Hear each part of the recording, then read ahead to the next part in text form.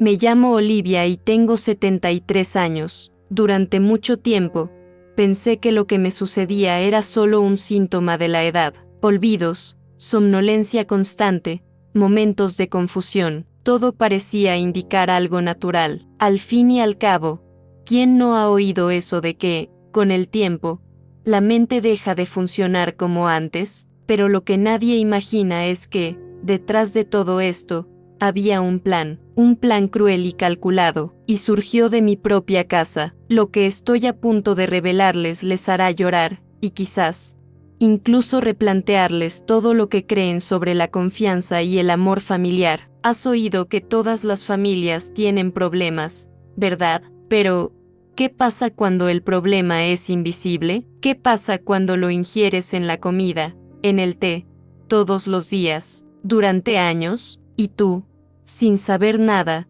te desvaneces lentamente, sin entender por qué estás perdiendo el control de tu propia vida? Así me sentía yo, como si me estuviera alejando de mí misma, y lo peor de todo es que, cuando empecé a cuestionarme las cosas, nadie me tomó en serio. Todos pensaban que estaba delirando, que era solo el peso de la edad hablando más fuerte. Mi hija, la que sostuve en mis brazos, la que amamanté, la que cuidé con todo mi amor, fue quien tomó las riendas de todo. Me llevó al médico, me consiguió mis medicamentos, se encargó de mi alimentación, y yo, agradecida, pensé que era afortunada de tener a alguien tan dedicado a mi lado. Quédate conmigo hasta el final, porque necesitas entender cómo la apariencia de cariño puede ocultar la traición más profunda. Empecé a darme cuenta de que algo andaba mal cuando mis días parecían desdibujarse. Dormía más de lo habitual, me despertaba con dolor de cabeza y a menudo no recordaba las conversaciones del día anterior. Cuando intenté hablar con mi hermana, me dijo que tenía un delirio de persecución. Y mi hija, bueno, lloró. Dijo que estaba preocupada, que cada vez estaba más confundida, que necesitaba ayuda. Era como si todo el mundo estuviera manipulado en mi contra, y yo no tenía ni idea. Un día fui a la cocina y encontré una caja de pastillas escondida detrás de los frascos de especias. Cuando pregunté qué era, mi hija se quedó atónita. Dijo que era algo viejo, que ni siquiera recordaba haberlo dejado allí. Pero ese momento se me quedó grabado. Fue como si, por primera vez, hubiera visto una grieta en la máscara que llevaba. Aún así, decidí no pensar mal de ella. Al fin y al cabo, es mi hija, y queremos creer que los niños jamás harían algo así. Pero la sensación de control no desapareció. Al contrario, empezó a empeorar, y cuanto más preguntaba, más me decían que necesitaba descansar, que era mejor alejarme de las redes sociales, que era hora de pensar en mi salud. Resultó que mi salud estaba siendo manipulada, y la razón era aún más dolorosa que cualquier otra que hubiera experimentado hasta entonces. Y fue entonces cuando, sin saberlo, di el primer paso hacia el descubrimiento que lo cambiaría todo. No fue hasta que un viejo amigo de la familia apareció inesperadamente en mi casa, diciéndome que me veía diferente, demasiado apagada, que algo en mi interior hizo clic. Me conocía desde hacía décadas, sabía cómo era, activa, habladora, asertiva, y allí, en mi propia sala, me miró a los ojos y dijo: «Esa no eres tú, Olivia, alguien te está silenciando». Fue como una bofetada. Por primera vez en años, alguien validó lo que sentía. Él fue quien me ayudó a investigar. Recopilamos pruebas y programamos citas con médicos fuera de la red que mi hija controlaba. Poco a poco, la verdad empezó a revelarse en informes y recetas ocultas. Medicamentos muy fuertes, dosis diarias, todos recetados sin mi autorización. Se estaba formando un patrón. Y finalmente comprendí que no era la edad, ni el cansancio, era un envenenamiento lento y planificado, disfrazado de atención médica. Si este tema te resuena, deja un comentario abajo con lo que más te conmovió. A veces, historias como la mía ayudan a otras personas a abrir los ojos y la tuya podría ser justo lo que alguien necesita leer hoy. Tu participación aquí es lo que hace que este canal crezca y llegue a más personas con este tipo de contenido. Así que, si puedes, dale a me gusta a este video ahora mismo, porque nos demuestra a mí y al algoritmo que esta historia importa. Y si quieres seguir escuchando historias reales como esta, suscríbete al canal, porque lo que aún tengo que contar te conmoverá. En ese momento, con los resultados en la mano y mi coraje volviendo poco a poco, necesitaba tomar una decisión. Mi rutina era sencilla, pero llena de pequeños significados. Me levantaba temprano todos los días, preparaba mi café con calma, ponía mis plantas al sol y luego me sentaba a hacer crucigramas. Por la tarde, veía mis programas favoritos, llamaba a mis hermanas y, a veces, iba a la panadería a charlar un rato con CUC, quien siempre me reservaba una hogaza de pan recién hecho. No era una mujer extraordinaria, a los ojos del mundo, pero allí, en ese pequeño universo, había paz. Sentía que, a pesar de mi edad, seguía lúcida, útil y presente. Mi hija venía a menudo, me ayudaba con las cuentas, hacía la compra, me traía la medicina cuando se me olvidaba algo. Decía que quería estar más cerca, cuidarme, y yo le creía. Al fin y al cabo, ¿qué madre no se alegraría de ver a su hija tan dedicada y cariñosa? Nunca se me ocurrió que, tras toda esa atención, se escondía una verdad a punto de devorarme. Todo empezó a cambiar cuando empecé a perder el hilo de las conversaciones. Al principio, eran solo tonterías, olvidaba dónde había dejado el control remoto o me equivocaba con las facturas de la luz. Luego, la confusión se agravó. Iba al supermercado y olvidaba el camino de vuelta. Confundía nombres, fechas y, a veces, incluso caras. Pero en lugar de escucharme, la gente a mi alrededor reforzaba la narrativa de que era normal, que me estaba haciendo mayor, que necesitaba aceptar esta nueva etapa. Y la acepté, porque cuando escuchas eso de alguien a quien amas, bajas la cabeza. Empecé a depender más de mi hija. Empezó a controlar mi dieta, diciendo que ciertos alimentos podían empeorar mi memoria. Me daba cada noche un té específico, hecho por ella, con un olor fuerte y amargo. Decía que era natural, para tranquilizarme, y lo bebí sin rechistar. La confianza es peligrosa cuando está en las manos equivocadas. La cedemos sin darnos cuenta. Los días se volvieron borrosos. Despertaba cansada, con la cabeza pesada, y tenía sueños extraños. Perdí el interés en cuidar la casa, en salir, en hablar. Todo lo que una vez fue parte de mi identidad se estaba borrando, como si alguien estuviera borrando mi historia lenta y silenciosamente. Y lo peor fue que no sentía rabia, me sentía culpable, pensaba que yo era el problema, que me estaba convirtiendo en una carga. Y este sentimiento destruye, te roba la dignidad desde adentro. Empecé a cuestionarme, con dificultad, sí, todo esto era realmente parte de la vejez o si algo más estaba sucediendo. Pero cada vez que intentaba hablar, me decían que me estaba volviendo paranoica. Mi hija lloraba, parecía dolida, dijo que la estaba acusando injustamente. Eso me desarmó, porque vi en sus ojos un dolor que parecía genuino, y cedí, una vez más.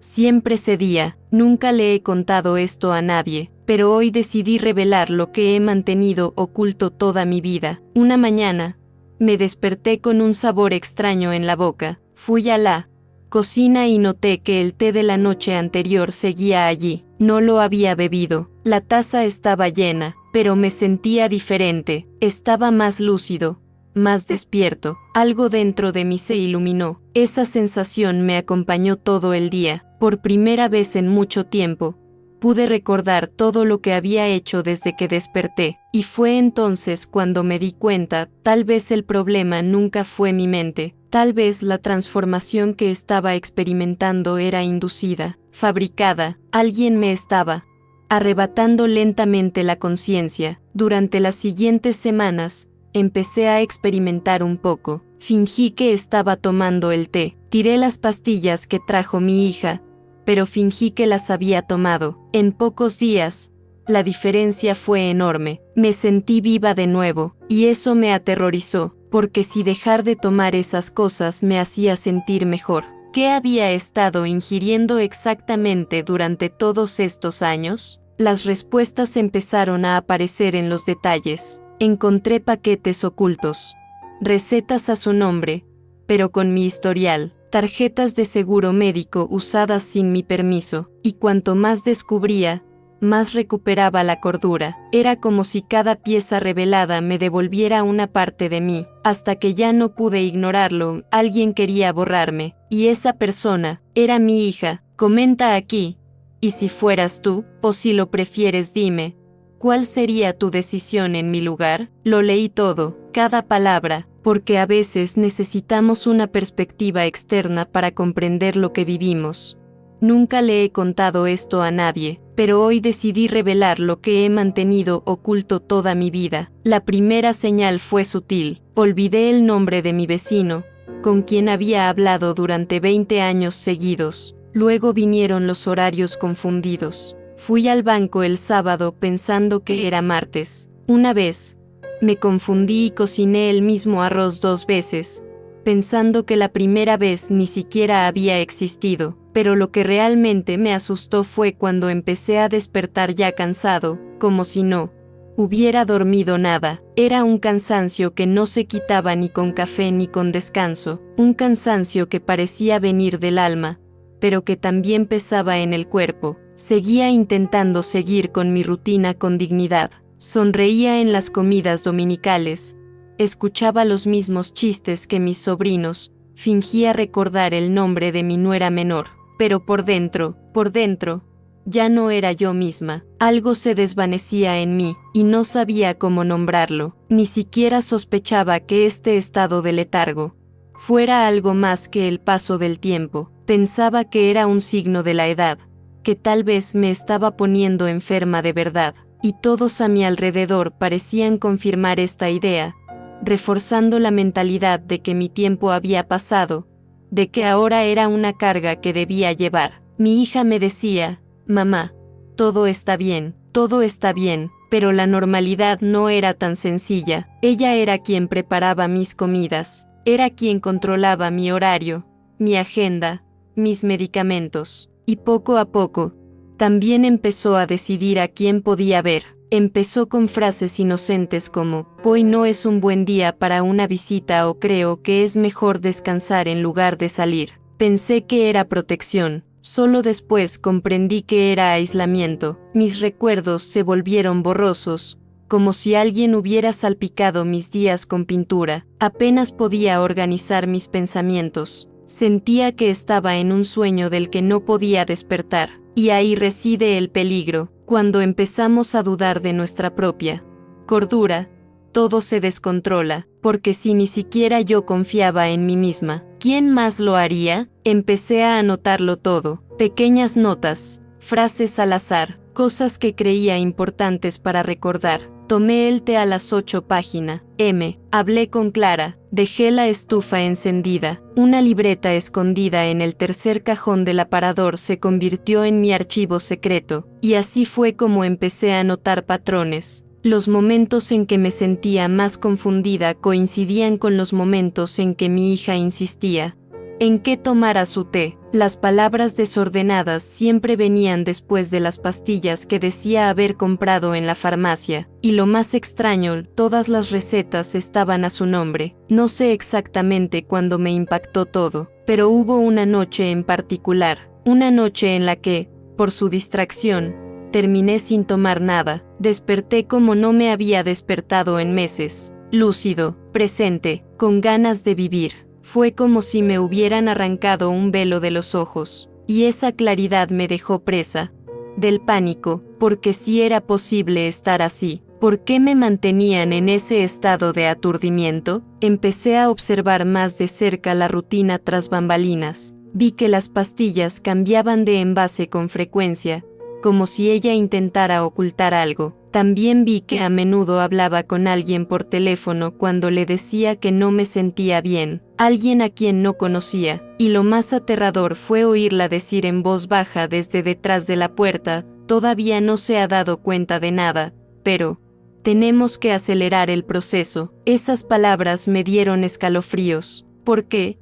¿Qué era este proceso? ¿Qué decisión se estaba tomando sin mí? No me lo estaba inventando. Había un plan, una verdad oculta que se estaba ocultando con gestos de amor forzado. La transformación que experimenté no fue natural, fue planificada, fui parte de una estrategia. Cuando me di cuenta del impacto, me desplomó, pero también me dio fuerza, porque si alguien tenía tanto miedo de mi lucidez, era porque era peligrosa, y a partir de ese día, todo cambió, no desde afuera hacia adentro, sino desde dentro de mí. Tomé una decisión, la decisión de no callarme más. Comenta aquí, ¿cuál sería tu reacción si descubrieras todo esto? O si lo prefieres, dime, ¿alguna vez has sentido que tu realidad está siendo manipulada? Tengo muchas ganas de saberlo. A veces, una respuesta sencilla nos ayuda a comprender cómo ciertas experiencias se repiten con más frecuencia de la que imaginamos. Nunca le he contado esto a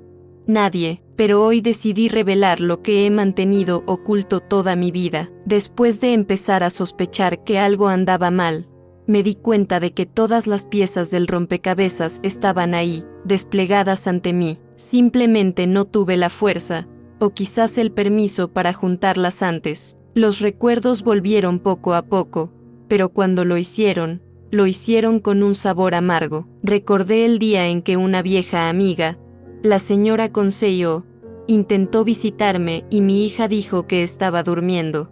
Escuché la conversación por la ventana del dormitorio. Estaba despierta, pero cuando intenté levantarme para irme, sentía el cuerpo pesado, las piernas temblaban, como si algo me frenara por dentro. No era solo cansancio, era control. A partir de ese momento, me di cuenta de que el aislamiento se había vuelto rutina. Mis hermanas dejaron de llamarme, y cuando intentaba llamarme a mí misma, parecía que la llamada nunca se conectaba. Un día, encontré el teléfono desconectado. Al siguiente, mi celular había desaparecido. Mi hija dijo que era mejor así, que descansar me sentaría bien, que necesitaba bajar el ritmo, y por un tiempo, lo acepté, porque su forma de hablar parecía cautelosa, convincente, pero la verdad oculta era que me estaban metiendo en una habitación, lejos de todo lo que me recordaba quién era. El impacto que esto tuvo en mi mente fue profundo. Es difícil explicar lo que sucede cuando empiezas a dudar de tu propio juicio mientras te alejan del mundo. Empiezas a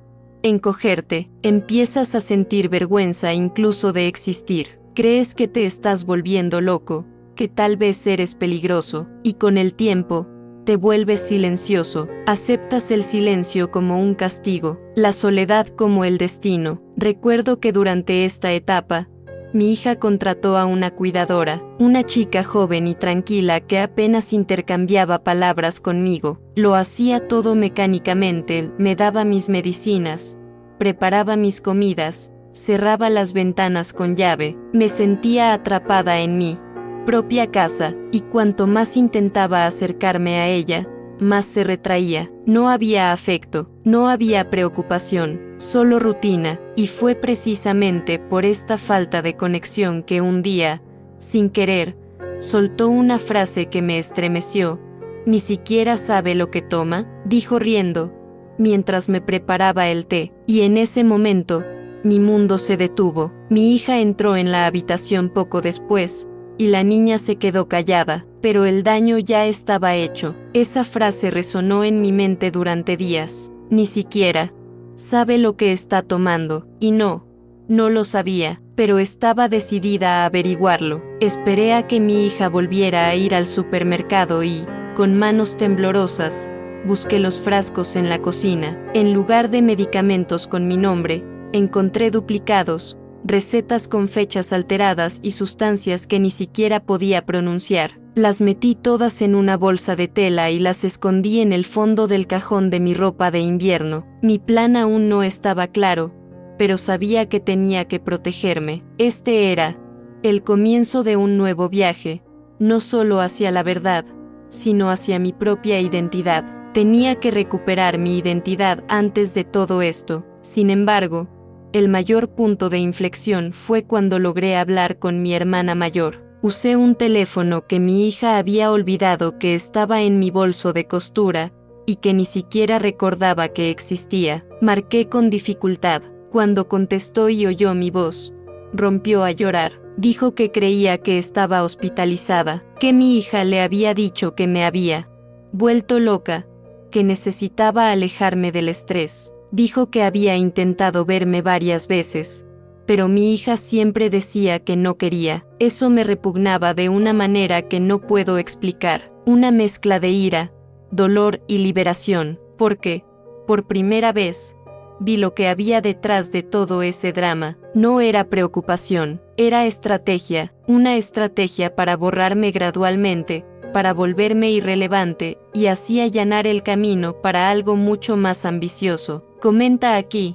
¿qué harías si te mantuvieran alejado de todos aquellos a quienes amas? O si lo prefieres, respóndeme, ¿alguna vez has experimentado algún tipo de aislamiento que te haya hecho dudar de ti mismo? Leer esto podría ayudar a más personas de las que imaginas. Nunca le he contado esto a nadie, pero hoy decidí revelar lo que he mantenido oculto toda mi vida. La conexión con mi hermana fue el principio de la ruptura, y quizá mi hija lo entendió, porque no tardó mucho en que todo se derrumbara definitivamente. Recuerdo el día que llegó antes de lo habitual, con esa mirada tensa, los ojos hundidos, los pasos apresurados. Dijo que me llevaría al médico, que era una cita de rutina. Ni siquiera me dio tiempo a preguntarle el nombre. En cuestión de minutos, me había cambiado de ropa, había cogido mi bolso y ya me acompañaba al coche, como si fuera algo trivial, solo que había algo en su actitud que me hizo estremecer. Era como si estuviera decidida a hacer algo que yo aún desconocía. El silencio durante el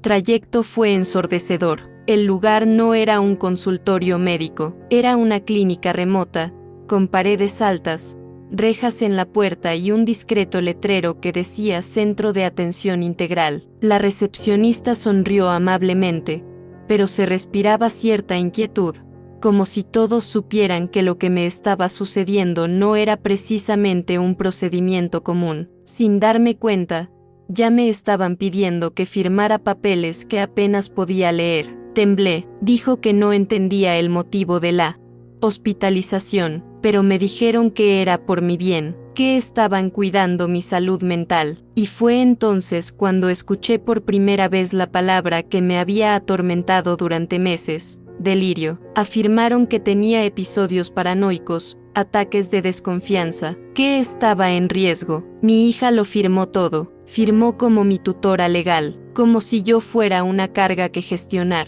un problema que tratar. Y allí, en esa habitación que olía a desinfectante, con el sonido apagado de puertas cerrándose de fondo, comprendí que estaba completamente a su merced. Me llevaron a una habitación fría y blanca con una cama sin almohada. Se llevaron mi reloj, mi cuaderno, mi ropa. Dijeron que era el protocolo, pero lo que sentí fue una pérdida total de control sobre mi existencia. El tiempo ya no tenía medida. Los días transcurrían lentamente entre consultas mecánicas y pastillas que me daban sin explicación. Las enfermeras me observaban sin verme. Yo era solo otra anciana fuera de sí. Las voces dentro de la clínica siempre eran bajas, como si el mundo estuviera hecho de susurros. Pero mi desesperación gritaba en mi interior. No podía dormir, y cuando lo hacía, me despertaba asustada, con el crujido de las barandillas de la cama, con el olor a comida recalentada, con la sensación de que alguien me observaba. Eso no era tratamiento, era abandono, un lugar donde quienes ya no eran aptos para cumplir su función eran borrados, un depósito de historias interrumpidas. En una de las pocas ocasiones en que hablé con otra paciente, una señora me dijo: la mayoría de la gente aquí no está enferma, la silencian. Esa frase me resonó en la cabeza durante días. Y todo tenía sentido, porque, incluso sin informes concluyentes, incluso sin ningún examen que demostrara una afección grave, permanecí allí, aislada, medicada a la fuerza, sin derecho a impugnarlo. Mi hija nunca apareció. Cuando pregunté por ella, me dijeron que llamaba de vez en cuando, pero la verdad es que me habían dejado allí, y, por primera vez, sentí miedo de no volver jamás.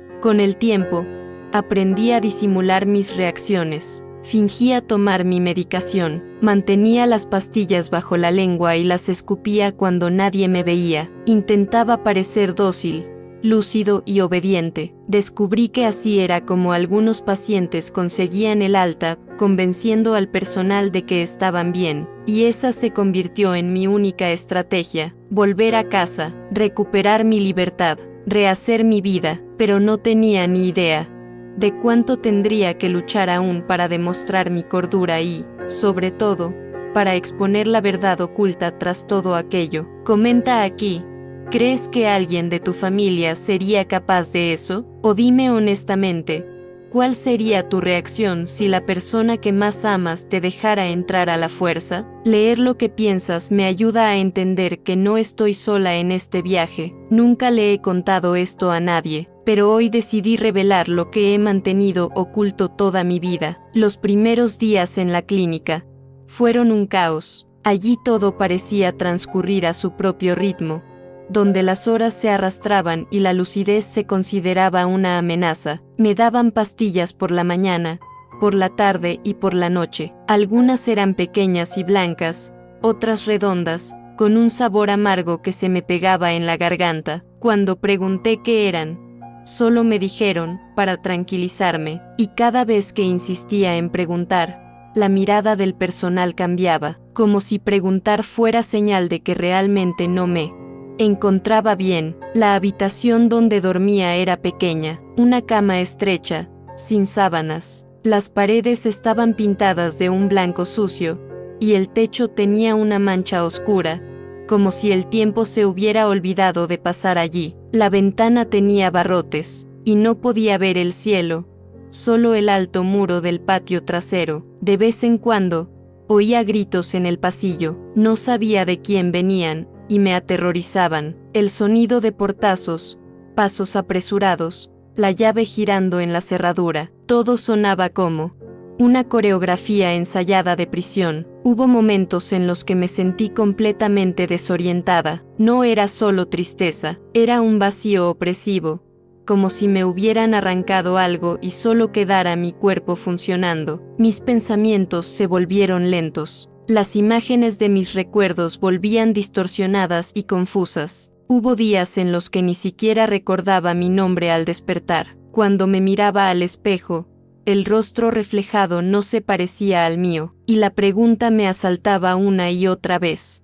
¿De verdad me he vuelto loca? ¿O me están volviendo loca? Empecé a fijarme en los detalles, la forma en que anotaban todo lo que decía en portapapeles, la mirada fría de la enfermera que me llamó paciente 12, la forma en que evitaban el contacto prolongado, y entonces comprendí, yo no era una persona allí, era un caso, un número, un elemento en un protocolo, alguien que necesitaba estar bajo control, y nada más. Recuerdo un episodio en particular. Estaba en la cafetería, intentando tragar una sopa aguada e insípida, cuando una mujer se sentó a mi lado. Tenía el pelo ralo, los ojos hundidos y una cicatriz en la frente. Susurró: «Toma, si piensas demasiado, te aumentarán la dosis». Pensé que estaba delirando, pero cuando, esa noche, me negué a tomar uno de los medicamentos, me llevaron a una habitación oscura. No me atacaron, simplemente se quedaron allí,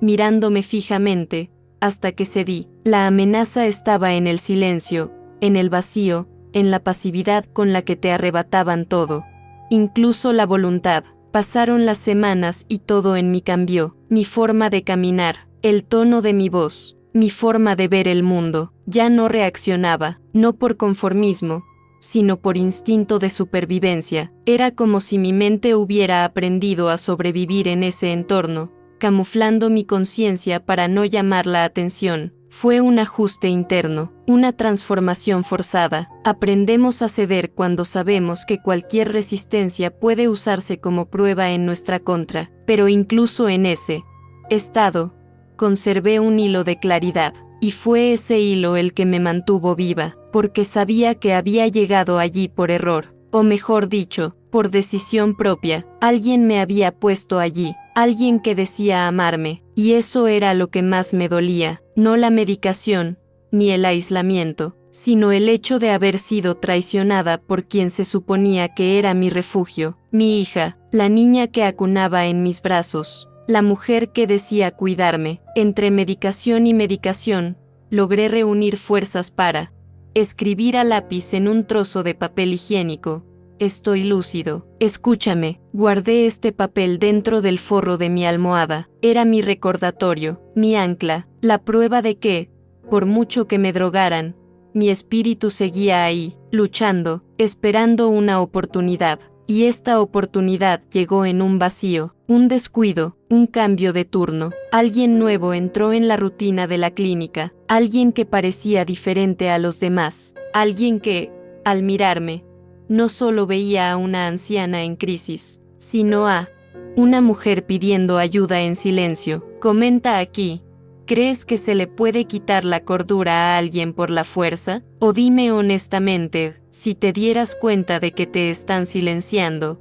¿cómo reaccionarías? Quiero entender dónde está el límite entre el cuidado y el control. Nunca le he contado esto a nadie, pero hoy decidí revelar lo que he mantenido oculto toda mi vida. Todo cambió cuando apareció. Ya no esperaba visitas. La vida en la clínica me había enseñado que la esperanza es un lujo que se paga caro, pero esa tarde sofocante, entre el olor a desinfectante y el ruido de un viejo televisor en el pasillo, oí que alguien me llamaba con firmeza. Olivia. Era una voz del pasado, una voz que conocía mi nombre completo, mi personalidad, mi historia. Era Paulo, un amigo de mi difunto esposo, uno de esos hombres que no se desvanecen con el tiempo. Me miró con expresión de sobresalto, como si le hubiera golpeado una verdad que no estaba listo para ver. Y cuando dijo, ¿qué te hicieron?, casi me fallaron las piernas. Paulo no era médico, ni abogado, ni de la familia, pero era de esas personas que nunca aceptaban la injusticia en silencio. Había venido porque mi hermana había ido a verlo. Le dijeron que estaba demasiado enferma para recibir visitas, pero ella desconfiaba, y fue a verlo por sí mismo. No sé qué vio en mí, quizá un remanente de la mujer que fui, quizá lo justo para comprender que algo andaba muy mal. Se fue a toda prisa, y regresó al día siguiente con un abogado, papeles en la mano y una determinación en la mirada que no había visto en mucho tiempo. No fue fácil. La clínica afirmaba que me estaban tratando con responsabilidad y autorización familiar, pero Paulo insistió, cuestionó la validez de los documentos, exigió acceso a los informes y sacó a la luz protocolos olvidados. Y cuanto más investigaban, más trapos sucios salían a la luz. Ninguna prueba confirmaba ningún diagnóstico, ningún psiquiatra había confirmado nada grave. Los medicamentos se administraban basándose en los informes de mi hija, solo informes, ninguna evaluación real, ninguna prueba. Y lo más repugnante, las recetas provenían de un médico que, como supimos después, era amigo de la familia, por parte de mi hija. Con esta información, pudieron suspender mi hospitalización. Salí de la clínica con el aspecto de alguien que había sobrevivido a una guerra, y en cierto modo, eso era exactamente lo que era. Cada paso hacia el coche me recordaba que, a pesar del dolor, aún podía caminar. Cuando me senté en el asiento del copiloto, Paulo me miró y dijo, vamos a demostrar que siempre tuviste razón. Y esa frase tuvo el impacto de un abrazo. Fue más que justicia, fue el regreso de una verdad que me habían robado. Pero irme de allí fue solo el comienzo de la segunda mitad del viaje. Aún no tenía ni idea de qué había detrás de todo, y confieso que, aunque era libre, el miedo seguía atormentándome. La duda, el miedo a confiar, la sensación de que me seguían vigilando.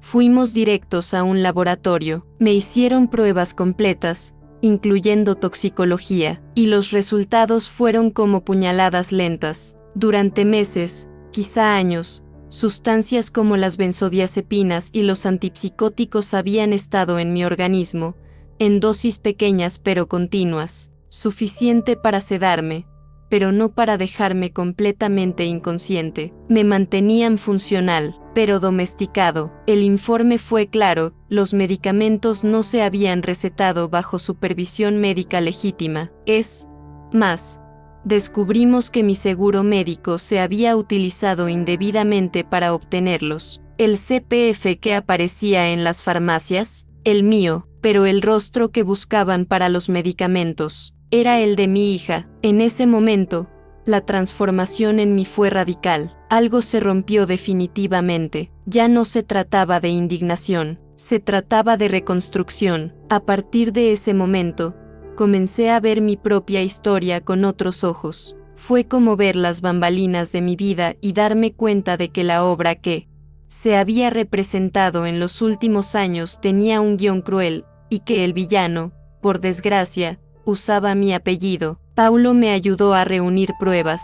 Guardamos informes, registros, recibos, todo lo que pudiera revelar la verdad. Cada detalle tenía su peso, cada página era una revelación. Fue doloroso, pero necesario, porque solo cuando enfrentas tu dolor de frente puedes cambiar de mentalidad y recuperar tu propia narrativa. Y lo supe, la justicia podía ser lenta, pero la verdad estaba conmigo.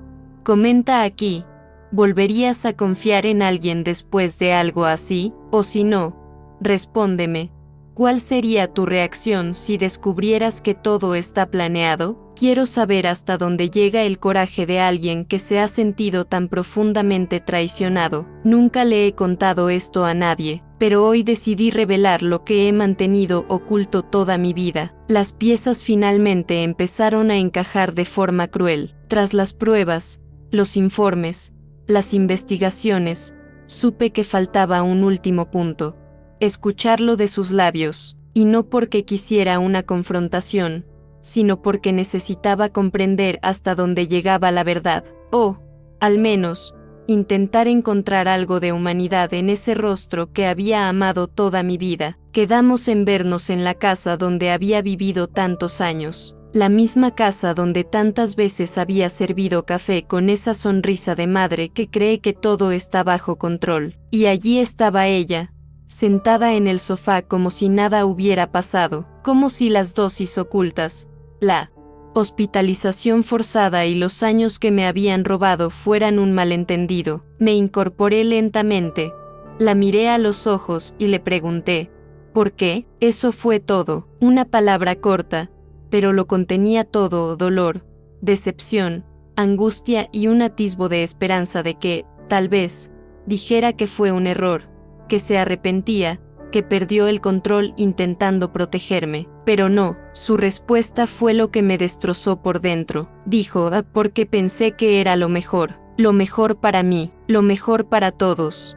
Ya lo estabas arruinando todo. Y luego añadió, sin bajar la vista, necesitaba resolver la herencia ya. ¿Qué iba a hacer? ¿Esperar otros 10 años? La herencia, la casa bendecida, el seguro, las inversiones que Jo dejó, las pequeñas inversiones ahorradas con esfuerzo a lo largo de su vida. Eso era todo, todo eso, todos los gestos, el cariño, la medicina en el té, la manipulación médica, todo por dinero, por bienes que, irónicamente, ya tendría algún día, pero no quería esperar, quería controlar, y para lograrlo, tenía que borrarme sin parecer una villana. Era difícil describir el sentimiento, no era solo rabia, era una especie de duelo, un duelo en vida, porque en ese momento, me di cuenta de que había perdido a mi hija. La mujer frente a mí ya no era la niña que había acunado,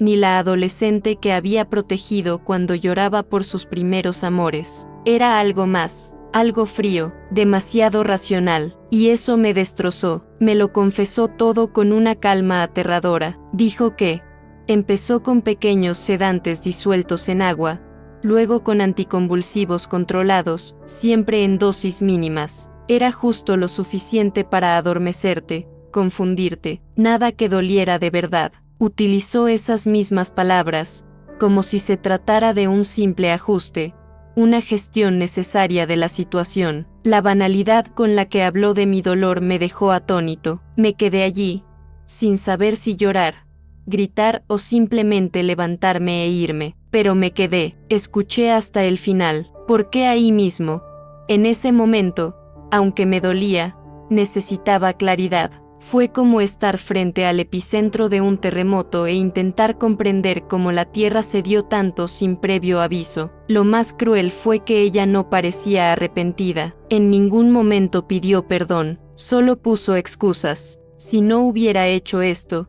habrías terminado donándolo todo a la iglesia, se lo habrías dejado a la caridad, a tus hermanos. Simplemente hice lo lógico. Fue entonces cuando comprendí que no se trataba de un amor malsano ni de una pérdida emocional. Era una mentalidad basada en la frialdad, un razonamiento estratégico, despiadado y absolutamente consciente. Allí también comprendí que esperar el arrepentimiento sería inútil, y que mi mayor venganza sería seguir con vida, lúcida, de pie, demostrando que, a pesar de todo, no había logrado destruirme por completo. Saldría de esa casa con la frente en alto, con mi dignidad intacta, porque me había robado el tiempo, pero no el alma. Comenta aquí, ¿cuál sería tu reacción si escucharas esto de alguien a quien criaste con amor? O si lo prefieres, dímelo en una palabra. ¿Qué sientes cuando aprendes una verdad como esta? Necesito saber si mi sentimiento aún encuentra eco en algún lugar fuera de mí. Nunca le he contado esto a nadie, pero hoy decidí revelar lo que he mantenido oculto toda mi vida. Justo después de esa devastadora conversación con mi hija, algo dentro de mí se quebró, y al mismo tiempo, algo dentro de mí comenzó a recomponerse. Fue como si finalmente hubiera salido de la niebla. Ya no había dudas, no había lugar para falsas esperanzas. Ahora, solo éramos yo y la verdad. Y desde ese momento, supe que debía tomar decisiones importantes. La primera, denunciarlo, llevarlo todo a las autoridades, buscar justicia, no por venganza, sino por necesidad. Porque lo que me hizo no fue una disputa familiar, fue un delito, y debía ser tratado como tal. Reuní los documentos, los informes, los recibos de medicación, el historial de hospitalización y, con la ayuda de Paulo y un abogado que él me recomendó, presenté la denuncia. Era la primera vez que entraba sola en un juzgado, con las rodillas temblorosas y el corazón apesadumbrado, pero estaba decidida, y todavía recuerdo el momento en que le entregué la documentación a la encargada y ella, con frialdad burocrática, dijo: ahora tenemos que esperar el progreso, como si lo que había vivido fuera solo un número más en la cola. Pero no la culpo, la culpa es de un sistema que convierte el dolor en un proceso y el sufrimiento en un protocolo. Los meses siguientes fueron duros. Con cada llamada del abogado, un suspiro se ahogaba en mi pecho. La audiencia aún no se ha celebrado. El juez pidió más documentos. La fiscalía aún está evaluando el caso. Palabras que duelen,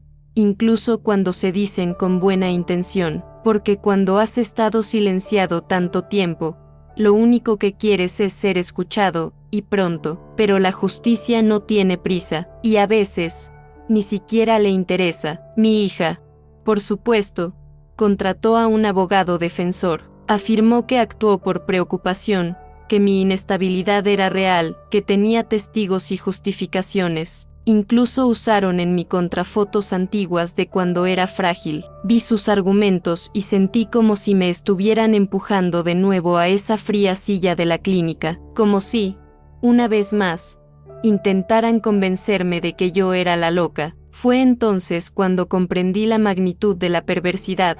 Cuando alguien te deshumaniza, cualquier cosa se convierte en argumento, y en todo este proceso, la vida no se detiene. Llegan las facturas, el tiempo pasa, y tú sigues ahí, intentando mantenerte en pie. Tuve que dejar la casa donde viví durante décadas. Vendí parte de lo que tenía para pagar un abogado, exámenes, tratamiento psicológico. Hoy vivo en un pequeño apartamento, en una calle tranquila, donde pocos me conocen y donde aprendí a vivir de nuevo con lo poco que me queda. Pero en ese poco, encontré paz, libertad, silencio verdadero, sin remedios ocultos en el té, sin miradas disfrazadas, sin manipulación velada. Reconstruir mi rutina fue como reaprender a respirar. Las pequeñas cosas volvieron a tener valor: preparar mi propia comida, ir al mercado, sentarme al sol con un libro. Son gestos sencillos, pero tienen mucho significado después de haber pasado tanto tiempo sin autonomía. Todavía tengo pesadillas, todavía me despierto asustada algunas noches, pero también puedo reír, hablar, soñar. Y eso, para mí, es una gran victoria.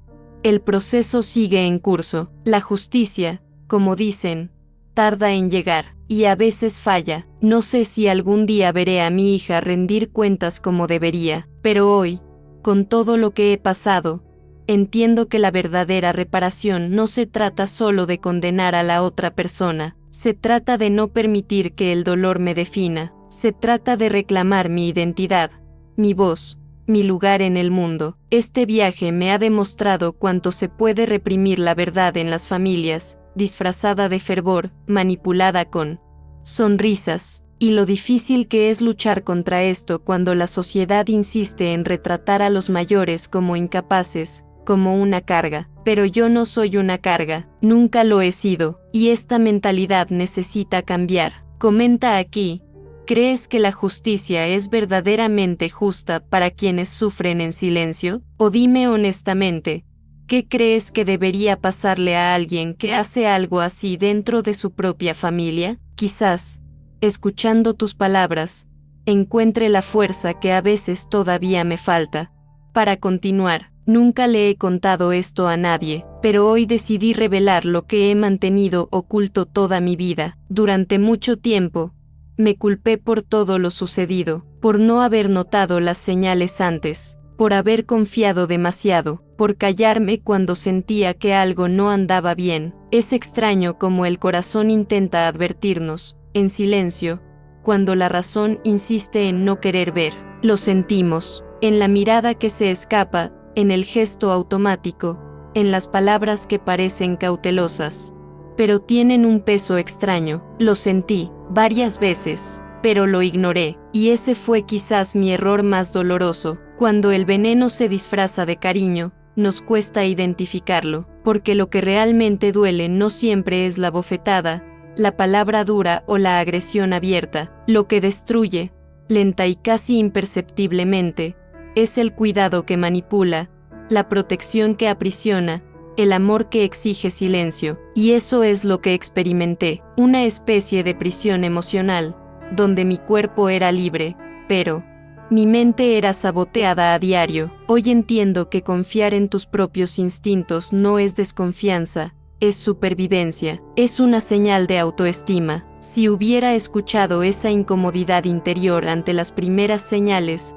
la fatiga inexplicable, la confusión recurrente, el aislamiento que empezó lentamente, quizás mucho habría sido diferente. Pero creí en la imagen que proyectaba mi hija, la de una hija cariñosa, dedicada y siempre preocupada, y cedí a esa narrativa, hasta que casi no quedó nada de mí. Fue un proceso doloroso, pero me enseñó a analizar más profundamente mis relaciones, a comprender que quienes nos rodean no siempre quieren lo mejor para nosotros, y que, a menudo, el peligro reside justo donde creemos estar a salvo. La transformación que experimenté no fue solo externa, sino interna y profunda. Cambié mi forma de ver el mundo, mi forma de interpretar las señales, mi forma de escuchar lo que mi cuerpo y mi alma intentan decirme cuando algo anda mal. Y aun con todo lo que he pasado, no he dejado que el dolor me endurezca. Sigo creyendo que hay buenas personas, que hay familias que se aman de verdad,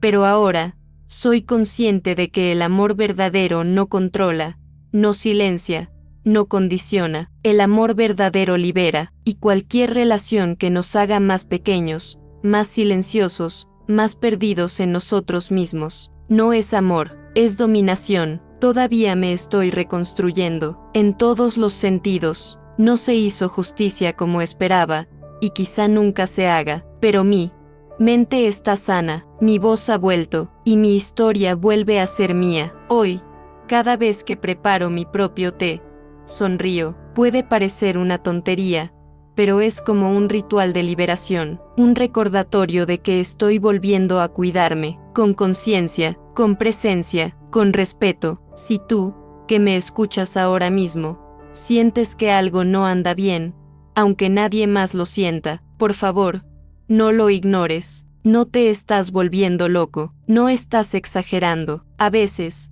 la intuición es todo lo que tenemos antes de que la realidad se imponga, e ignorarla puede costarte caro, como casi me costó la vida. Si has llegado hasta aquí conmigo, solo puedo agradecerte. Contar esta historia no fue fácil, pero si te llegó al corazón, valió la pena. Si sientes que este tipo de contenido te hace sentido, suscríbete al canal. Eso me permite seguir compartiendo historias como esta, con el respeto y la profundidad que merecen. Y si quieres demostrarme que aguantaste hasta el final, escribe en los comentarios: esta historia me marcó, lo leo todo, y saber que has estado conmigo hasta aquí hace toda la diferencia. Y deja un me gusta si esta historia te conectó de alguna manera.